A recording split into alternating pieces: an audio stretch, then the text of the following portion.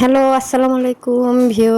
আজ আমি দেখাবো কিভাবে পাঙ্গাস মাছের মাথা ঝোল করতে হয়। তো আমি পেঁয়াজ কুচি দিয়ে দেব তেলের উপরে, তারপরে দিয়ে দেব অল্প একটু জিরা। তো আমি পেঁয়াজ ভালো করে তেলের উপরে দিয়ে নেড়ে চেড়ে নেব। তো আমি পেঁয়াজটা যতক্ষণ না পর্যন্ত বাদামি রঙের হয় ততক্ষণ পর্যন্ত পেঁয়াজ কুচি ভেজে নেব ভালোভাবে। তারপরে আমি হালকা একটু পরিমাণে পানি দিব। তো পানি দিয়ে দিয়েছি আমি হালকা একটু পরিমাণে। এখন আমি দিয়ে দেব 1 চামচ লবণ। তারপরে আমি এখানে অ্যাড করব 1 চামচ মরিচের গুঁড়া। তারপরে আমি এখানে অ্যাড করব 1 চামচ হলুদের গুঁড়ো। এবার আমি অ্যাড করলাম 1 চামচ আদা রসুন এবং জিরে বাটা। তো এখন আমি ভালোভাবে পেঁয়াজ সেদ্ধ করে কষিয়ে নেব।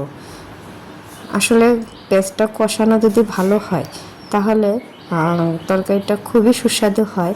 তো এই রেসিপিটা একবার হলো তোমরা ট্রাই করবে। বাড়িতে সবারই পাঙ্গাস মাছ কম বেশি থাকে।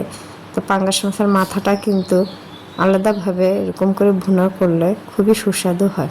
তো এখন আমি আরেকটু পানি দিয়ে আবারও ভালোভাবে কষিয়ে নেব। যখন আমার তেলটা ছেড়ে দেবে, কষানো হয়ে যাবে, আমি মাছটা অ্যাড করে দেব। মাছটা আগে ধুয়ে রেখেছি। তো দেখতেই পাচ্ছ বন্ধুরা, আমি মাছের মাথাটা এবং মাছ ধুয়ে নিয়েছি। তো মাথাটা এবং মাথার অংশের সব কিছু এগুলো আমি ভালোভাবে নেড়ে চেড়ে নেব। এবার ঢেকে দেব। তো ঢেকে দেওয়ার পরে আমার 10 মিনিট হয়ে গেছে। তো দেখো কতটা সুন্দর। তো আমি তারপরে ঝোল দিয়ে ধনেপাতা অ্যাড করলাম। তারপরে 3টা কাঁচামরিচ অ্যাড করে দেব।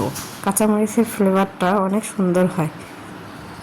তো দেখো আমার এটা আমি ঢাকনাটা তুলে দেখালাম কতটা সুন্দর হয়েছে এবং হয়ে গেছে আমার এই তরকারি রান্নাটা, পাঙ্গাস মাছের মাথা যেটা আমি ঝোল করেছি। তো অবশ্যই আমার চ্যানেলকে লাইক কমেন্ট করতে ভুলবে না, অবশ্যই শেয়ার করবে, সাবস্ক্রাইব করে দেবে।